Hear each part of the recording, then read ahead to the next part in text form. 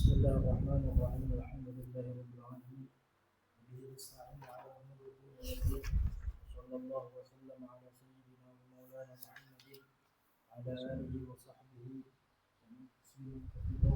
Subhanakallahumma la ilma lana illa ma 'allamtana innaka antal 'alimul hakim. Shrah li sadri wa yassir li amri wahlul 'uqdatam min lisani yafqahu qawli.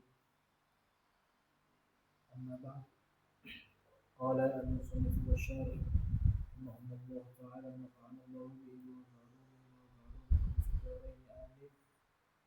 قال خاتمة يحرم بالحدث صلاة وطواف وسجود وحمل مصحف وما كتب لدرس قرآن وبعض آية كلوح والعبرة في قصد الدراسة والتبرك بحالة الكتابة دون ما بعدها بالكاتب لنفسه أو لغيره تبرعا وإلا فآمره لا حمله مع متاع والمصحف غير مقصود بالحمل ومس ورقه ولو البياض أو نحو ظرف وعد له وهو فيه لا قلب ورقه بعود إذا لم ينفصل عليه ولا مع تفسير زاد ولا احتمالا ولا يمنع صبي مميز محدث ولو جنبا حمل ومس نحو مصحف لحاجة تعلمه ودرسه وسيلتهما كحمله للمكتب والإتيان به للمعلم ليعلمه منه. بسم الله الرحمن الرحيم. السلام عليكم warahmatullahi wabarakatuh. Khatimatun yahrumu bil hadas. Hal-hal yang haram ketika berhadas. Kalau orang tidak punya wudu, maka haram baginya pertama sholat. Dengan bentuk apapun yang dinamakan sholat, sholat sunnah, sholat fardu, sholat apa saja. Wa tawafun, juga tawaf, ma'ruf. Kalau tawaf memang harus punya suci, punya wudu. Cuman karena beberapa hal ketika tawaf itu berdesakan, tidak bisa terhindarkan antara laki dan perempuan, sehingga tersentuhlah kulit laki-laki dan perempuan saat tawaf karena berdesakan kan. Kalau mazhab kita aslinya kan batal, karena menurut mazhab kita itu kalau yang namanya bersentuhan dua kulit orang dewasa kan, orang dewasa tidak ada hubungan mahram, maka itu batal kan, baik sengaja tidak sengaja, yang menyentuh dan tidak disentuh, itu semuanya batal. Tapi kalau menurut kaul muqabil azhar, kaul qawi, kaul kuat, tidak batal wudunya orang yang disentuh. Jadi yang batal itu hanya yang menyentuh saja. Kalau yang disentuh tidak batal. Itu ada qaul qawi dalam mazhab kita Syafi'i. Selama kita tidak menyentuh atau kita disentuh orang lain, maka tidak batal. Ini qaul mutaqin atau qaul zahir, qaul muqabil azhar. Imam Syafi'i ada dua qaul dalam hal ini. Pertama, kalau memang itu bisa dipraktekkan di tawaf, tidak harus menyentuh atau kita disentuh oleh orang lain, maka bisa menggunakan kaul itu boleh. Kalau memang tidak bisa dihindarkan lagi, mau nggak mau ya kita nyentuh, ya, masalahnya. Berarti kita statusnya itu bukan lamis tapi malmus. Kalau kita statusnya malmus, maka boleh ambil wal malmus laisa kalamis, itu muqabilul azhar. Tapi kalau itu pun tidak bisa dihindarkan lagi, maka kita langsung pindah mazhab, nggak apa-apa. Dengan cara kita wudunya mereka. Misalkan kita ikut Hanafi, wudunya ikut mereka, yang membatalkan wudu ikut mereka, atau mazhab Maliki, wudunya cara mereka, yang membatalkan wudu juga ikut mereka. Itu nggak apa-apa, itu salah satu solusi. solusi. Itu enaknya kalau kita tahu madhab. Jadi jangan terlalu kaku, jangan terlalu. Kalau emang nggak terjadikan, maka ada solusi lain. Itu tadi kita bisa mengambil kaul muqabil adhar, itu kaul zahir. Atau kalau nggak bisa ya apa namanya, kaul madhab lain tidak apa-apa. Boleh, karena itu sifatnya solusi. Tetapi kalau menurut apa namanya aturan dari mazhab Syafi'i itu al-amalu bil qaulin dhaifin indana afdalu min intiqalil minal amali bil mazhabil akhar. Itu kaidah dari apa namanya mazhab Syafi'i. Kita mengamalkan qaul dhaif di dalam mazhab kita itu lebih baik daripada kita berpindah mazhab. Itu apa namanya aturan dari mazhab Syafi'i. Selama ada kaul di mazhab Syafi'i maka boleh diamalkan sebagai solusi. Sebagai solusi, bukan untuk difatwahkan, karena kalau difatwahkan itu harus dengan menggunakan kaul yang al-mu'tamad. Kalau nggak mu'tamad nggak boleh. Itu kalau tawaf ya. Wa sujudun dan sujud. Sujud apa saja? Sujud tilawah, sujud syukur, ya, sujud sholat, itu yang ada 3 itu juga disyaratkan harus punya wudhu. Kalau semua sujud itu harus punya wudhu, dan juga disyaratkan satrul aurah. Satrul aurah karena sujud itu mimbabis sholah, sujud minas sholah. Jadi walaupun sujudnya sujud syukur, itu juga termasuk hukumnya seperti sholat, karena sujud juz'un minas sholat. Makanya harus dan wajib ketika sujud itu harus punya wudhu. Nggak boleh nggak punya wudhu, haram hukumnya. Nah untuk sujud syukur, kalau sujud tilawah itu jelas ya, mazhab kita itu ada 14 macam, ada 14 tempat, ya, 14 tempat, kecuali surat shot itu wasofat itu di ceritanya Nabi Dawud itu bukan sujud tilawah tapi sujud syukur. Tapi alhamdulillah mushaf yang ada itu sudah dikasih tanda bahwa saat ceritanya Nabi Dawud itu wa kharra raki'an wa anab, itu sebab apa ininya itu sujudnya sujud syukur bukan sujud tilawah. Makanya di kita itu mazhab kita hanya 14 macam, 14 tempat dalam Al-Qur'anul Karim. Kalau sujud syukur itu, jadi sujud syukur ini disunahkan bagi kita sujud syukur ya, karena mazhab Maliki enggak, bahkan bisa sampai pada takaran haram kalau mazhab Maliki. Kalau mazhab Hanafi berbeda pendapat antara Imam Abu Hanifah dengan sahibaihi Abu Yusuf dan Muhammad Hasan, itu berbeda dengan Imam Abu Hanifah. Kalau Imam Abu Hanifah yukrahu sujud syukur. Tapi kalau menurut dua muridnya ini sunnah seperti kita. Tapi kalau Malik hukumnya ada 2, makruh dan haram. Jadi sujud syukur itu kita. Tapi kita juga menurut mazhab kita sujud syukur itu harus syukurnya itu ala wujubin ni'mah jadidah.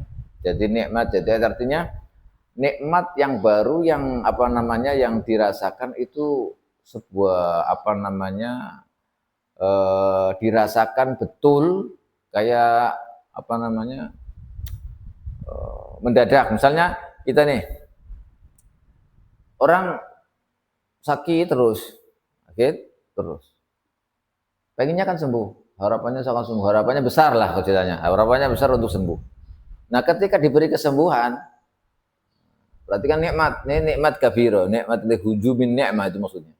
Jadi hujumin nikmat itu nikmat yang datang, yang sebelumnya itu tidak seperti itu, maka itu disunahkan. Kayak tadi sembuh. Nah, tapi kalau nikmat yang biasa kita nggak ada apa-apa. Kita nggak ada apa-apa. Terus kita sujud syukur, itu nggak boleh, haram.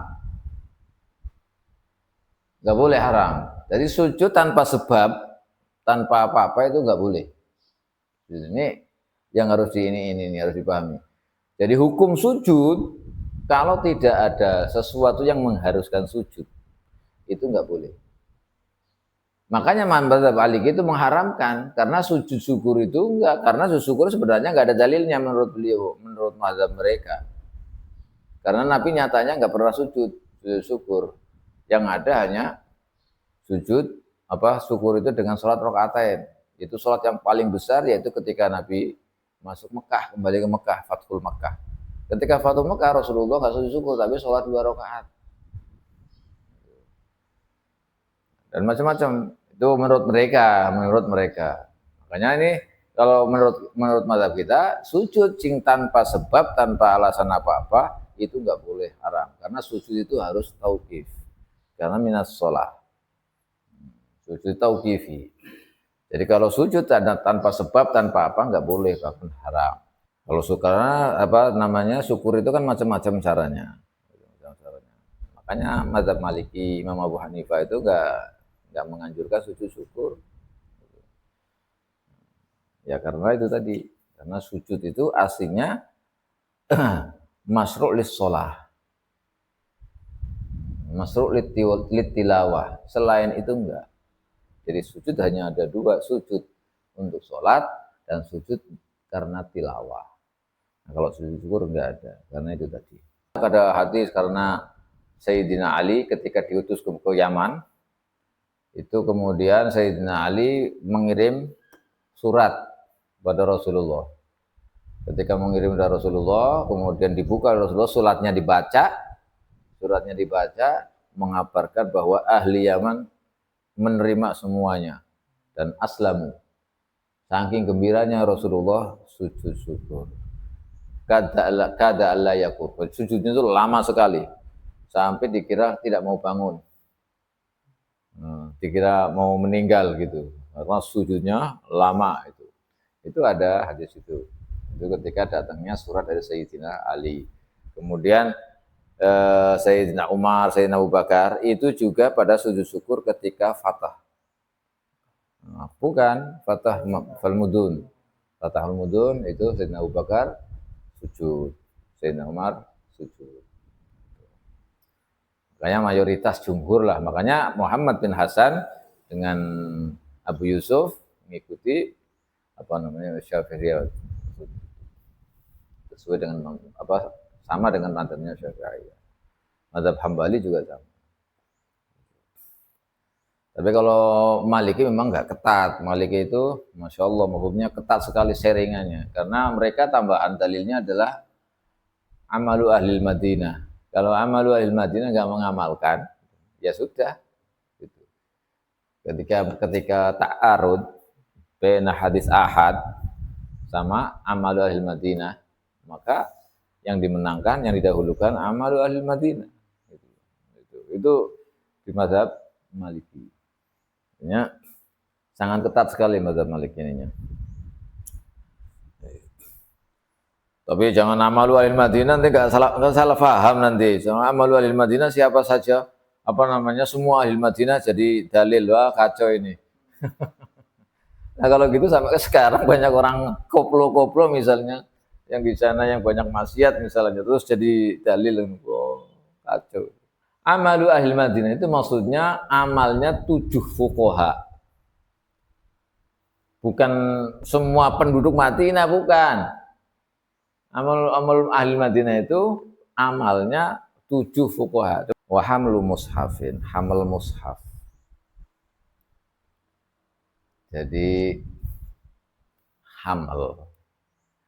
Kalimat hamal oleh fuqaha itu didefinisikan, hamal itu namanya membawa. Kalau membawa itu berarti di atas. Kalau di bawah, maksudnya di bawah kaki itu berarti nggak bawa. Makanya fuqahauna, ulama kita itu bahkan mencontohkan kalau ada orang sholat misalnya, terus dia bawa memegang tali. Nah tali ini dikalungkan ke anjing. Kalau tali ini diikat di badan kita atau dipegang begini, maka sholat kita nggak sah. Kenapa? Karena ini kita berarti membawa sesuatu yang mutasil bin najasah, bin najis. Kalau kita memegang sesuatu yang mutasil bin najasah, nggak boleh. Karena ini masalahnya hamil. Hamil ini, kalau dipegang atau diikat berarti hamil. Tapi kalau misalkan tali itu ditaruh di bawah, diinjak misalnya. Misalnya kalbul mu'allam, apa namanya, anjing mu'allam yang terlatih, yang buat jaga orang. Kalau nggak diiniin, nanti bisa dicuri atau bagaimana lah istilahnya kan. Maka tamparnya, talinya itu tetap dipegang tapi nggak dibawa begini, ditaruh di kaki, diinjak, maka nggak apa-apa. Kenapa? Karena tidak termasuk hamil. Tapi kalau di atas, hamil namanya. Karena makna hamil itu berarti membawa. Kalau membawa itu ya di atas atau di ini. Kalau di bawah kaki bukan bawa namanya, maka tidak apa-apa. Sampai begitu digambarkan itu. Makanya namanya hamil. Lah mushaf, hamlu mushaf, yaitu tadi maknanya sama, artinya itu sama. Bahwa ketika kita membawa, apakah dengan tangan atau dengan badan kita atau dengan apa, yang penting ada istilah namanya membawa, maka nggak boleh. Namanya membawa itu boleh. Nah mushaf itu kalau dikatakan mushaf, yang dimaksud dengan mushaf itu mushaf kamil. Mushaf kamil yang pertama. Nih, membawa mushaf kamil. Yang pertama. Yang dimaksud itu. Terus kalau itu mushaf kamil, membawa nggak boleh, apa nggak boleh. Terus kalau yang sebagian gimana? Juz atau ini. Ya. Selama itu dinamakan mushaf, nggak boleh. Selama itu dinamakan mushaf. Karena ini, kalau itu dinamakan mushaf, walaupun satu juz atau satu warokoh atau satu sofhah, kalau dinamakan apa? Ini Quran ini, ya sudah, berarti nggak boleh. Jadi kalau aslinya mushaf itulah ya masuk ilal mutahharun, aslinya itu aslinya mushaf kamil. Tapi dalam pemahaman arti mushaf, ya, arti mushaf itu walaupun halaman atau separuh halaman, kalau kita katakan ini apa? Quran, tetap tidak boleh. Kenapa? Karena madar ini adalah ta'zim. Ta'zim. Madarnya itu ta'zim. Kalau sudah dikatakan Quran, kita harus ta'zim. Baik sedikit atau banyak atau betul ta'zim. Selama itu dikatakan Quran, dikatakan mushaf, maka kita nggak boleh menyentuhnya kecuali dengan berwudu. Makanya sampai digambarkan begini, Imam Nawawi itu gambarkan begini nih. Misalnya nih, ya, kita baca Quran, mushaf ini. Kita nggak punya wudu, terus mau membalikkan ini nih. Membalikkan ini gimana? Pakai kayu. Kan dulu, kalau dulu pakai kayu kan, pakai sodo. Kalau dulu itu pakai saja. Kan biasa begini. Kalau kita ngambil dari sini nih, nah begini misalnya, kan ada agak begini, terus kita cudik-cudik begini pakai kayu. Nggak boleh. Ini namanya hamil, karena di atas. Nah, karena ya kan berarti kita sama kan membawa, karena ininya di alatnya di bawah, kertasnya di atas, berarti masuk kategori hamil. Supaya boleh gimana? Ini, jangan di bawah, tapi di atas, pakai kayunya itu, kayak begini. Wa ma kutiba lidarsin, dan termasuk mushaf sesuatu yang ditulis itu untuk dipelajari, untuk ngajar, untuk dipelajari pokoknya. Kayak lauh. Nah, walau ba'du ayatin, kalau papan tulis. Nah, papan tulis. Kita ngajari anak-anak tuh yang punya madrasah, punya TK, punya apa? TPQ. Kita nulis ayat Quran di saburo. Di apa? Papan tulis. Tujuannya ini. Papan tulis itu kedudukannya mushaf.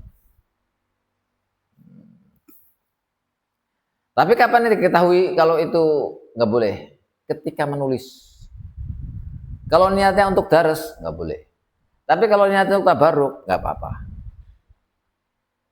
Kalau saburoh itu, kalau kita memang ketika mau untuk dipelajari karena nggak ada mushaf, maka ditulis, ya kan? Karena nggak ada mushaf. Tapi kalau ada mushaf, sekarang ini kan jarang sekali, paling nulis cuma huruf ini gitu. Tapi kalau untuk praktek itu harus itu. Kenapa? Karena hukum menulis Quran itu ada 3. Menurut mushaf ya. Menulis mushaf itu ada 3. Ada hukum mubah, ada hukum mukhtalaf, ada hukum haram. Menulis mushaf. Yang pertama mubah dan boleh, dan itu sangat dianjurkan, nulis dengan khat Utsmani. Yang kedua, menulis dengan selain khat Utsmani. Nah, menulis dengan mukhtalaf Utsmani ini, mukhtalaf. Dan kaul yang paling dipegang oleh mazhab itu kalau enggak Utsmani paling makruh. Bahkan beda sedikit haram. Jadi kalau kita nulis mushaf itu bukan pakai khat Utsmani, ada 3 hukum. Ada yang boleh, ya, ada yang makruh, ada yang haram. Tapi lebih banyak orang ulama itu mengatakan haram. Kenapa? Karena mushaf itu tauqifi. Mushaf itu tauqifi. Ditulisnya itu tauqifi. Kemudian ada rod. Loh kok tauqifi? Orang dulu waktu pertama ditulis kan nggak ada harokatnya, nggak ada apanya. Mana Utsmaninya? Yang dimaksud Utsmani bukan titik dan harokatnya bukan, tapi bentuk ininya, tulisannya itu. Seperti kayak kalimat as-sholat. As-sholat itu kalau bahasa biasa pakai alif setelah lam. As-sholat. Tapi di mushaf enggak pakai alif, pakainya waw. Pakainya waw. Kemudian as-shadiqat. As-shadiqat enggak pakai alif. Tapi langsung, cuman dikasih tanda begini, tapi bacanya shadiqat. Kalau kita nulis biasa ada alifnya, shadiqat. Dan itu banyak macam-macam yang seperti itu. Kayak solihat setelah ha pakai alif kan? Kalau kata di mushaf enggak. Gitu. Terus ada yang pakai tak marbuto, ada yang pakai tak begini, macam-macam beda-beda. Karena ini kalau enggak tauqifi enggak bakal terjadi seperti itu. Makanya menulis Al-Qur'an itu ada 3 hukum tadi.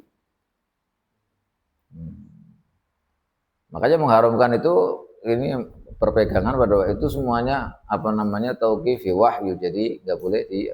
Adapun titik dan harokat itu adalah tambahan, maksudnya untuk mempermudah pembacaan orang yang nggak tahu. Kalau dulu nggak ada titik-titik itu, apalagi harokat, nggak ada. Tapi mereka pada paham semua karena memang bahasanya mereka, tulisannya modelnya ya begitu. Kalau di harokat sekarang dari titik itu untuk mempermudah orang yang membaca karena eranya beda. Kalau esensialnya tetap nggak bisa. Makanya tetap nggak boleh. Haram. Di samping i'jaznya nggak ada, itu nanti gimana qiraah sab'ahnya, qiraah asrohnya. Wal ibratu fi qasdid dirasati. Yang jadi ukuran, tolak ukur, jadi ukur dalam masalah apa ini tujuannya untuk dirasa, apa tabarruk, itu ditimbang-timbangnya yang menjadi ukuran yaitu ketika saat menulis. Ketika saat menulis itu gimana? Bukan sebelum menulis atau setelah menulis. Jadi ketika ditulis itu, orang yang menulis itu tujuannya untuk apa? Bukan setelah ditulis terus, nanti buat belajar. Padahal waktu nulisnya tidak, bukan. Wabil katibi li nafsihi. Maka karena seperti itu, maka yang tahu siapa? Yang tahu adalah orang yang menulis. Ini saya tulis untuk belajar, nggak boleh dipegang, gitu istilahnya. Yang nulis itu. Contohnya seperti itu. Auli ghairihi tabarruan. Atau ini apa namanya? Yang nulis megang nggak boleh, atau orang lain secara cuma-cuma nggak boleh juga.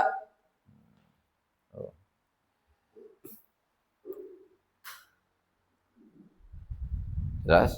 Baik itu orang yang nulis itu untuk dirinya sendiri atau orang lain, semuanya tetap tidak boleh. Saya tulis ini buat saya sendiri, maka dia nggak boleh. Orang lain pun nggak boleh. Atau dia menulis untuk dipelajari untuk orang lain, tetap nggak boleh. Dirinya nggak boleh, orang lain pun nggak boleh. Jelas? Saya nulis, nih. Saya nulis untuk belajar, untuk dipelajari.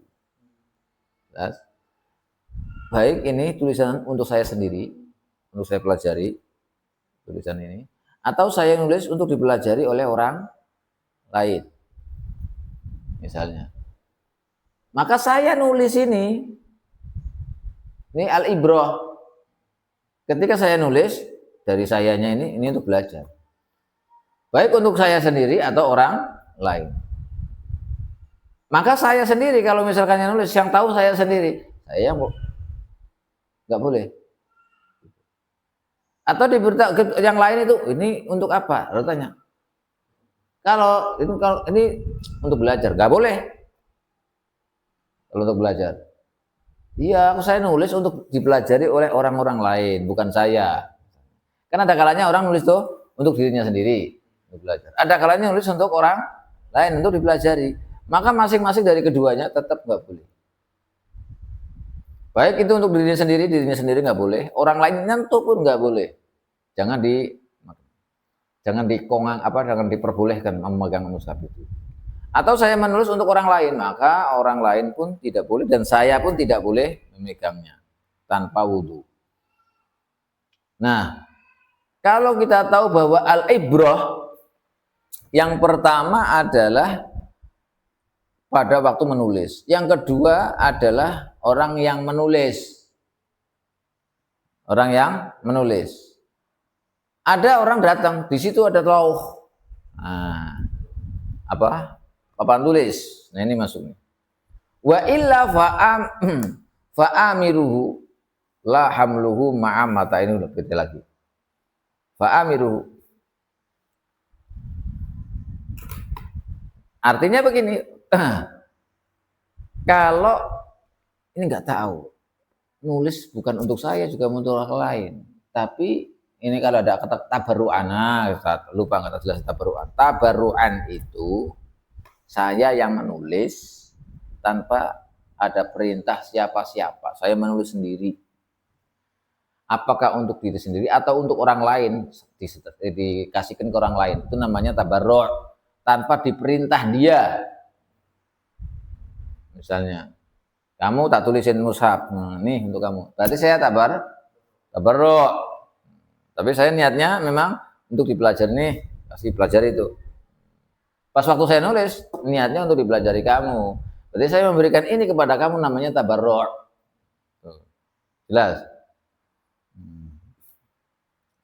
Nah kalau saya tidak seperti itu, nggak nulis atas kemauannya sendiri, bukan untuk kamu, juga bukan untuk sendiri, nggak cuma-cuma istilahnya.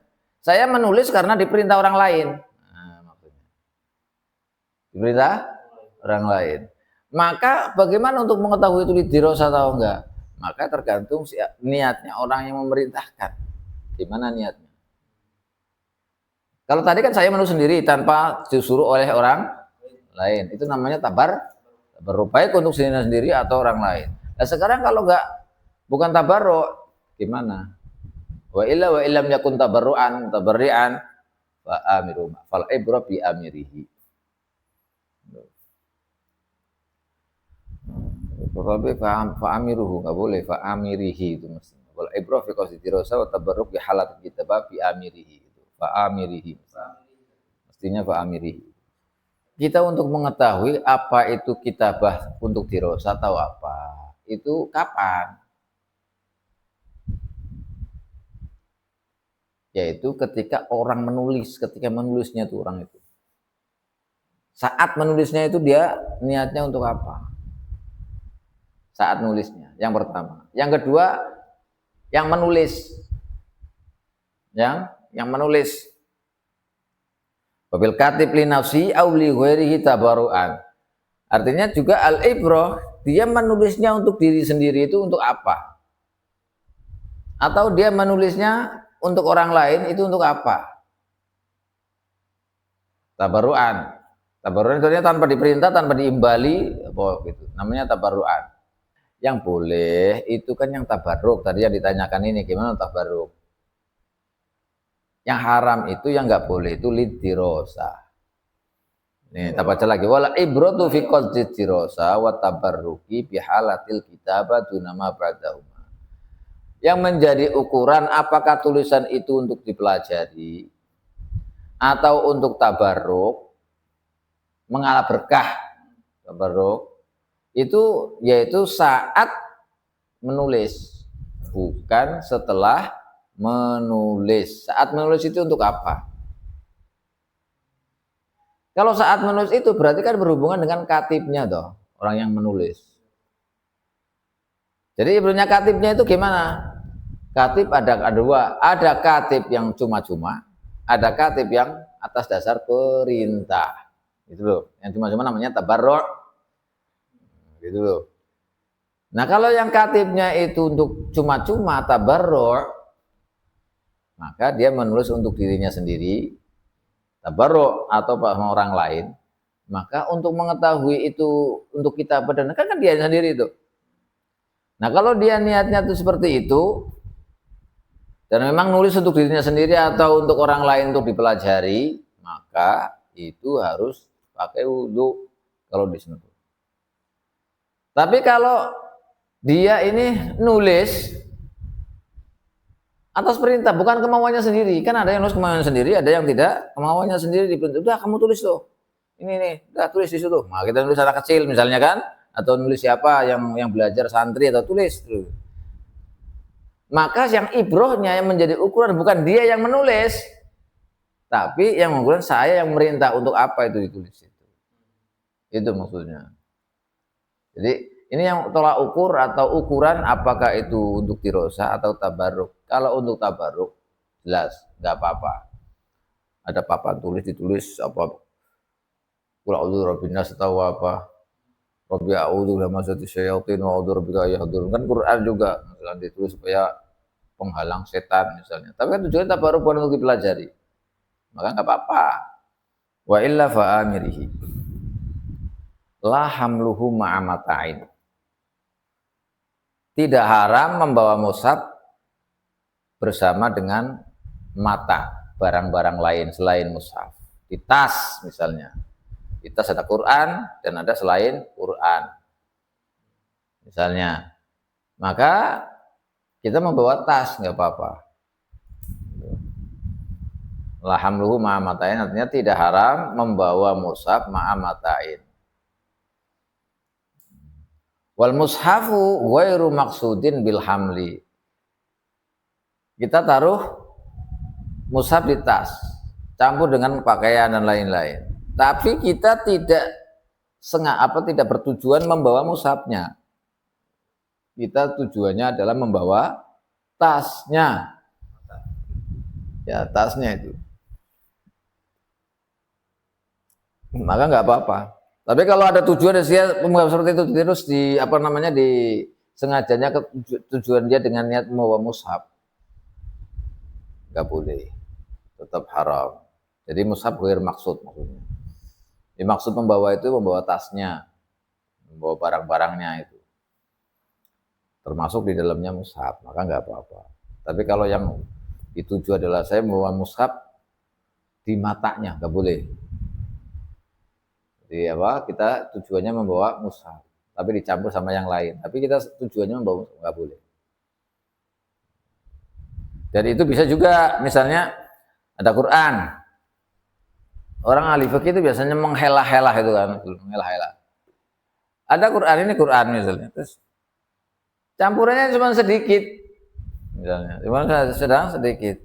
Orang atau ma'ruf kalau ini cuma mestinya dikatakan bahwa Quran, karena di sini ada sesuatu yang sedikit misalnya, sesuatu yang sedikit gitu, misalnya. Ma'ruf kalau begini ini bahasa bawahnya bawa mushaf. Sebenarnya kalau bawa mushaf pun bisa, bawa mushaf pun bisa, tanpa mata istilahnya, tanpa mata. Dan tujuannya memang sengaja bawa mushaf, hanya ini campuran karena mau ngaji gitu kan. Akhirnya bawa kitab. Tapi yang dituju kan nanti daras, kalau dulu habis maghrib itu setoran Quran. Termasuk setoran Quran. Sekalian mau habis setoran Quran Isya jamaah daras. Daras kitab. Maka dibawa mushafnya. Niatnya bawa mushaf karena untuk untuk setoran, untuk setoran. Maka boleh karena yang dituju adalah mushafnya. Yang boleh itu ghair maksud, mushafnya ghair maksud, tidak tujuan membawa mushaf. Tapi kalau tujuannya yang membawa mushaf, walaupun ada barangnya, tasnya tetap nggak boleh. Jelas? Wa maswarakihi, dan juga tidak boleh haram menyentuh warok, kertasnya, walau li bayadin, walaupun kertas kosong nggak ada tulisannya. Jadi yang memegang itu, yang menyentuh itu bukan hanya yang ada tulisannya saja. Kalau sudah dimasuk mushaf, hatta yang bukan ada tulisannya itu juga masuk kategori. Au nahwi dzarfin, atau semisal dzarf wadah,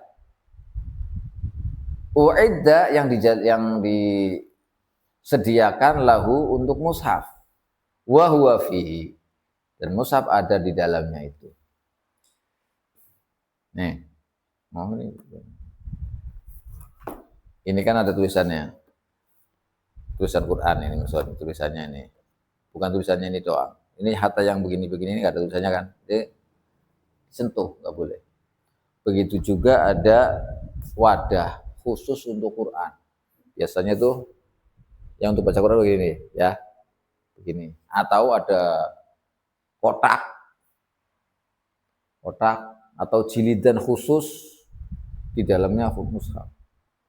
Selama mushaf ada di dalamnya, tetap kotak itu tidak boleh disentuh.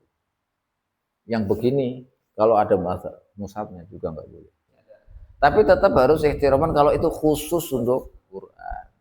Tapi meskipun boleh harus kita ihtiraman karena muttasil bil Quran itu disediakan untuk Quran. Makanya sesuatu yang dekat dengan mu'azzam, maka dia ikut mu'azzam. Ini katanya, mushaf itu agung. Sesuatu yang bersentuhan atau berhubungan dengan mushaf maka ikut agung. Kalau ada mushafnya situ sampai kayu aja nggak boleh dipegang. Padahal bukan mushaf. Kalau mushafnya nggak ada ya nggak. Nahwi dzarfin uidda lahu wa huwa fihi. Quran ada di situ.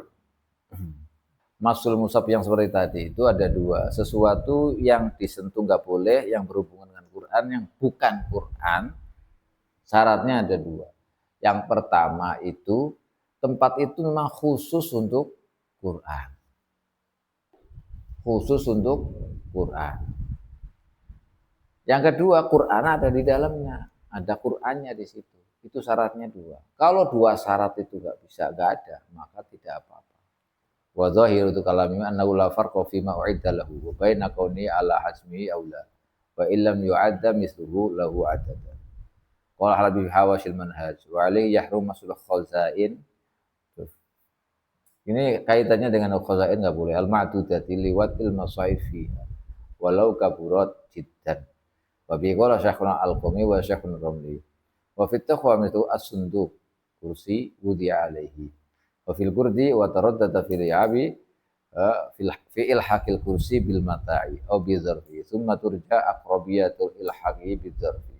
Wa fil bujairami wal mutamad annal kursi shaghir yahrum masu jami'ihi wal kabila yahrum. Ini semuanya kalau memang tadi syaratnya ada dua.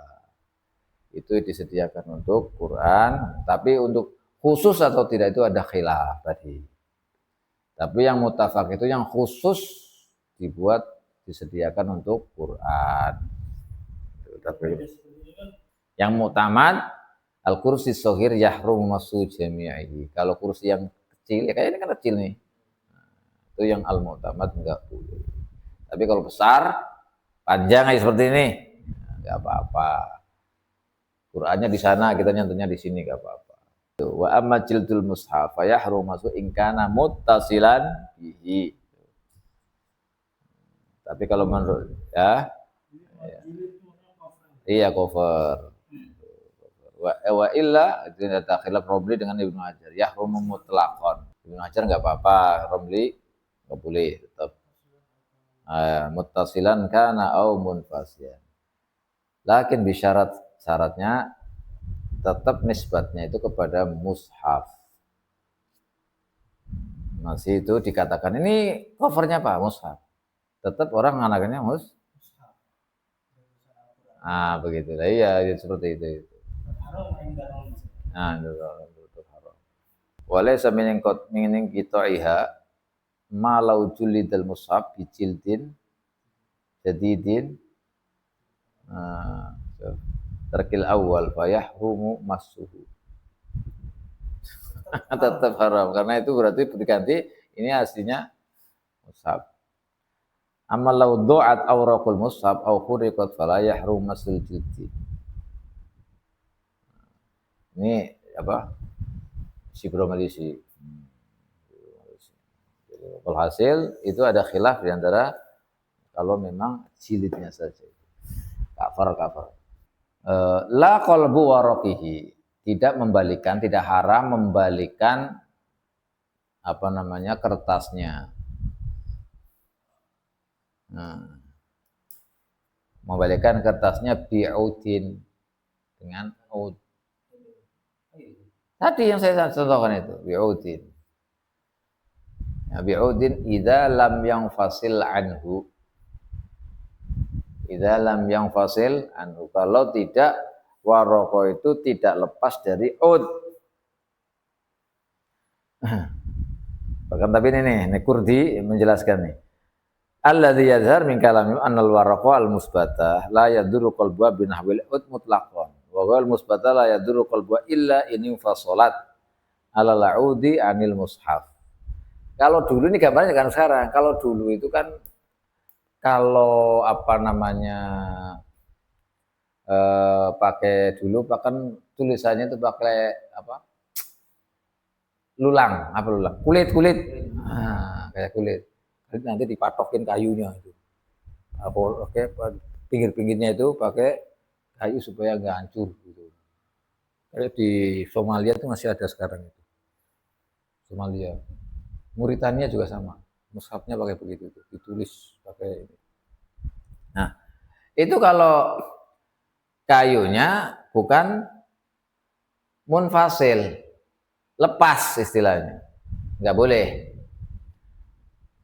Kalau masih mutasil, nggak boleh. Tapi kalau munfasil sudah aku balikan. Kalau mutasil nggak boleh. Kalau munfasil nggak apa-apa. Alladzi yadhar min kalamihim annal waraqah al musbatah la yadur. Waraqah yang sudah ditetapkan, yang dipaten. Musbatah la yaduru qalbuha binahwil udi mutlaqan. Jadi kalau ada ini kertas kemudian ditempel sini nggak bakal hilang, memang tujuannya untuk maka kalau dibalik dengan itu dengan ud itu tidak masalah. Binahwil udi mutlaqan la yaduru qalbuha binahwil udi mutlaqan. Wa ghairul musbatah la yaduru qalbuha. Rokoknya iya yang sudah ditetapkan, sudah kan sudah dijilid ini nih, nah, baratnya kayak dijilid nih sudah. Enggak ada yang musbata, ada yang enggak musbata. Ada yang jilidan, ada yang tidak jilidan kalau sekarang itu. Kalau jilidan itu berarti kan enggak apa namanya enggak bisa diapa-apa, enggak bisa direka-reka, enggak bisa diambil, enggak bisa apa. Wa ghairul musbatah la yadurru qalbuha. Nih, ini maksud. Ini perinciannya Kurdi. Kalau kertasnya itu tidak musbat, tidak dijilid istilahnya, maka tidak apa-apa la yadurru qalbuha illa inning fasolat alal udi anil mushaf. Perinci. Kalau bukan ini maka tidak apa-apa di qalbuha. Illa inning fasolat anil ud. Jadi kayak diuklik-uklik nih kalau apa?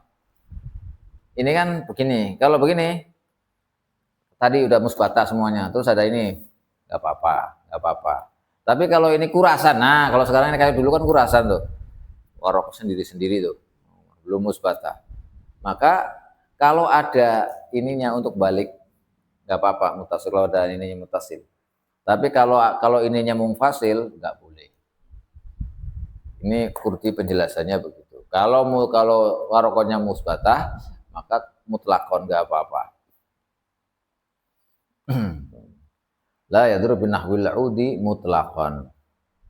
Ini, tapi saya jelaskan tadi Ibnu Hajar itu sampai menjelaskan jangan seperti ini.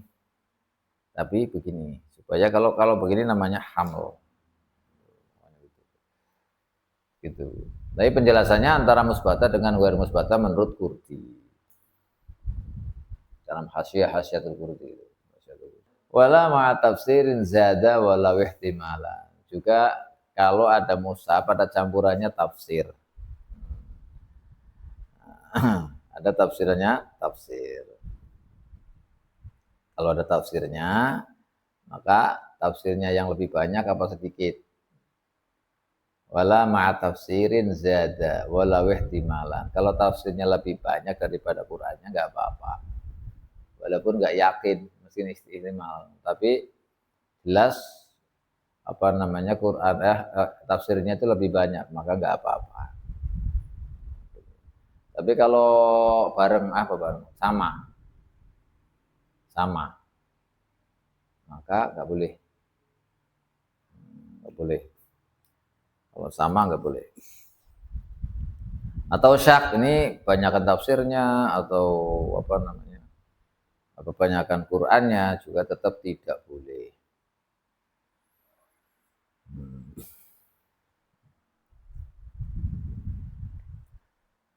Jelas, tetap nggak boleh. Nah sekarang masalah terjemah. Terjemah itu termasuk tafsir bukan? Tafsir itu menurut terjemah itu menurut tafsir bukan. Kalau bukan tafsir berarti nggak boleh. Tapi kalau termasuk tafsir, maka harus dihitung hurufnya berapa. Makanya tafsir Jalalain itu ada yang menghitung.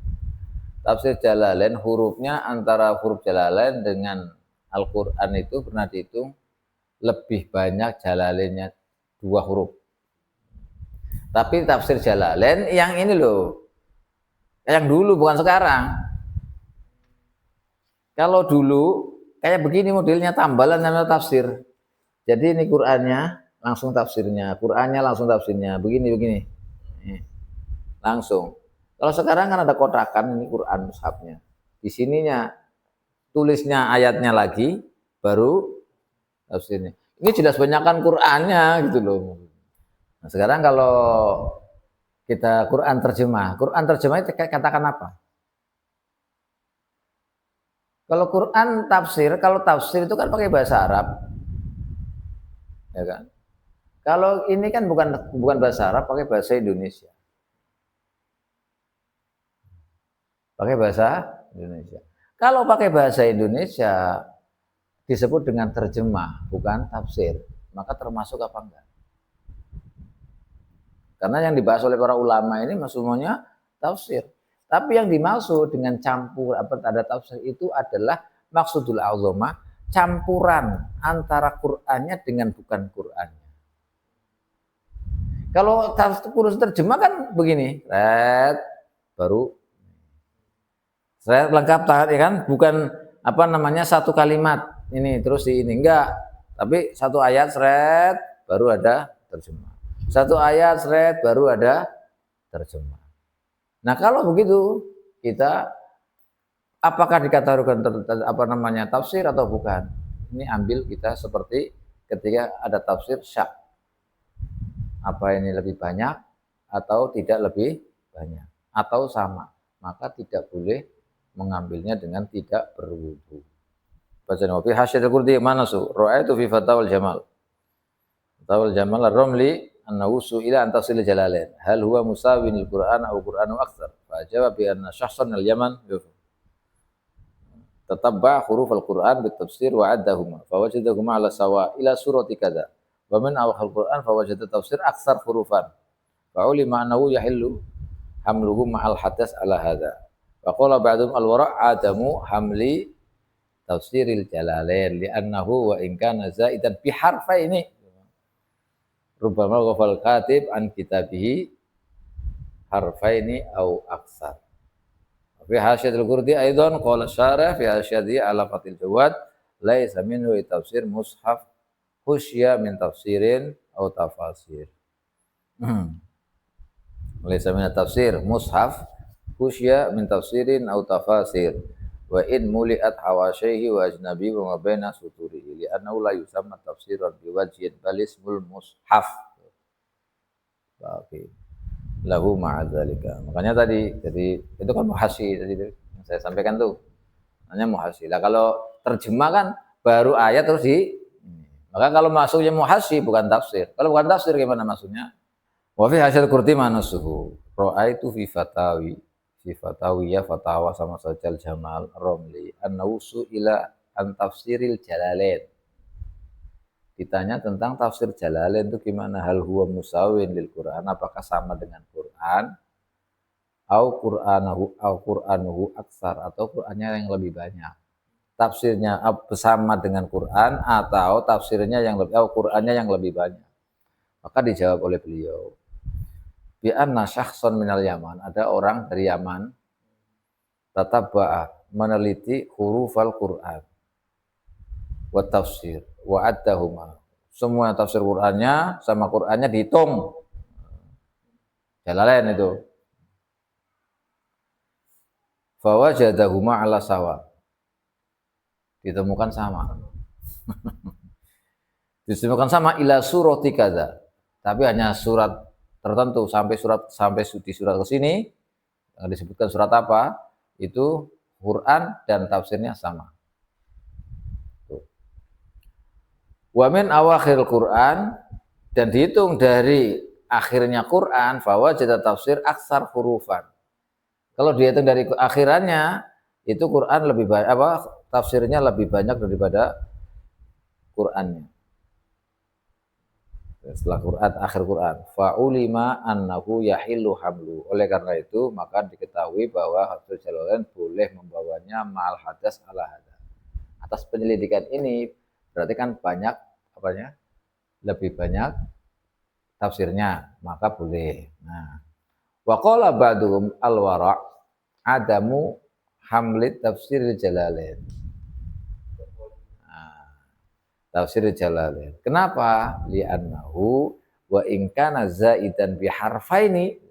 Memang ketika itu iya. Walaupun hanya lebihnya cuma 2 huruf. Rubama ghafalal katib an kitabi harfaini au aksar. Rubama dia barangkali dia lupa yang menulis itu. Lupa satu huruf atau dua huruf. Makanya tetap tidak boleh wal warok. Wala yumna'u.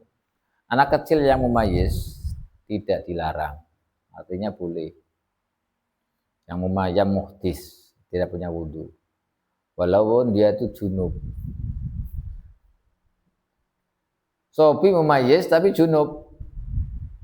Gambarannya gimana? Nah. Ilajul hasyafah. Duna inzal, tidak keluar mani. Contohnya. Halal bagi sobi tidak dilarang maksudnya. Tidak dilarang bukan berarti dihalalkan, beda. Artinya kalau dia membutuhkan untuk belajar atau membutuhkan untuk membawa mushaf atau menyentuh mushaf, maka mumayyiz ya, mumayyiz itu kalau mau membawa Quran, membawa mushaf atau menyentuh Quran karena ada keperluan, maka tidak apa-apa, boleh. Tidak dilarang artinya biarkan saja, karena itu tahap pendidikan. Tahap pendidikan. Bukan berarti orang tanpa wudu kemudian loyang-loyong bawa Al-Quran, bukan, karena ada hajat untuk belajar, untuk hal-hal pokoknya ada perlunya lah. Pokoknya perlunya. Baik membawa atau menyentuh mushaf lihajati ta'allumi, karena kebutuhan untuk belajar, wa darsihi, deres, wa wasilatihima, dan untuk sebagai wasilahnya deres, wasilahnya ta'allum, apa saja lah pokoknya ada kebutuhan. Kahamlihi lil maktab wal ityani bihi lil muallim. Kan berhubungan dengan ini, membawanya ke muallim misalnya. Yu'allimahu minhu, dibawa ke muallim supaya diajari, itu kan ada hajah yang penting. Tapi ini mumayyiz. Tujuannya adalah melatih untuk belajar, itu loh maksudnya. Tidak apa-apanya sampai ke situ, tapi makanya tadi saya jelaskan, ini jangan sembarangan karena itu kalau ada hajah, bukan berarti kesana kemari bawa mushaf yang tidak ada tujuannya. Itu loh. Kalau tidak ada tujuannya nggak boleh. Allahu a'lam bishawab.